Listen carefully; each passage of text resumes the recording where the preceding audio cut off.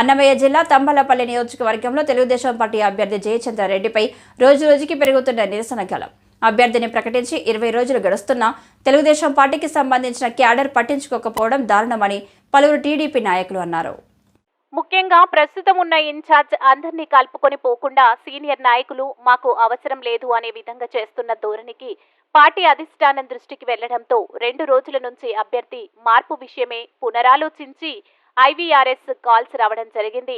IVRS calls రావడంతో అభ్యర్థి మార్పు ఖాయమని విషయాన్ని మా నాయకుడు మాకు తెలియజేశారని, అయితే ఓ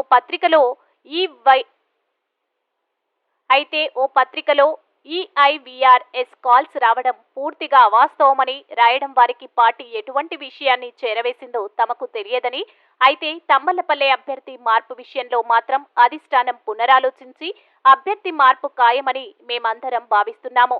తిరిగి ఇన్ని సంవత్సరాలు తెలుగుదేశం పార్టీకి కష్టపడి పనిచేసిన పార్టీ క్యాడర్ను పక్కకు పోకుండా కాపాడినటువంటి వ్యక్తి శంకర్ యాదవ్ అని మరో 2-3 రోజుల్లో అభ్యర్థిని మార్చే విషయం జరుగుతోందని ఆశాభావం వ్యక్తం చేశారు. అయితే ఈ రోజు చిలకలూరిపేటలో జరుగుతున్న ప్రజాగలం పేరుతో నిర్వహిస్తున్న బహిరంగ సభకు తంబలపల్లి నుండి తెలుగుదేశం పార్టీ అభ్యర్థి జయచంద్రారెడ్డి ఎటువంటి తెలుగుదేశం కార్యకర్తలను బహిరంగ సభకు తీసుకొని పోకుండా వెళ్లడం మరొకసారి ఇతను వైకాపా వ్యక్తి తేలిపోయిందని తెలిపారు.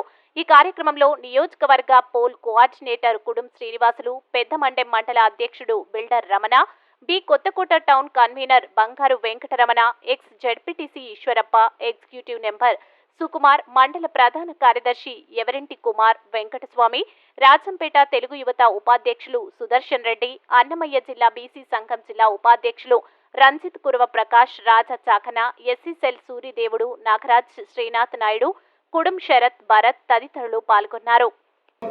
లేదు అంటే ఖచ్చితంగా మళ్ళీ వైసీపీ ఇక్కడ గెలుస్తాము. ఆ బాధలు మేము తట్టుకోలేము సార్. ఆ కేసులు పడినాము, ఆ జైలు అనుభవించినాము, లేకపోతే కర్మ అనుభవించినాము. మా ఫ్యామిలీస్ మొత్తం డిస్టర్బ్ అయినాయి. 50 రోజులు జైల్లో ఉండి మా కర్మ అనిపించలేకపోయినాము. మళ్ళీ ఆ స్థాయికి మాకు తీసుకురావద్దండి. ఈసారి మళ్ళీ టీడీపీ ఓడితే మేము ఊర్లో ఉండాల్సిన అవసరం లేదు, బయట రాష్ట్రాలకు వెళ్ళిపోవాల్సి వస్తుంది. అది రానివ్వకుండా శంకర్ గారికి టికెట్ అనౌన్స్ చేయండి, గెలిపించుకుంటాం. పార్టీ కూడా అధిష్టానంలోకి వస్తుంది. వెంకటేశ్వర ఆశీస్సులు ఖచ్చితంగా ఉంటాయని చెప్పి తెలియజేసుకుంటున్నాం.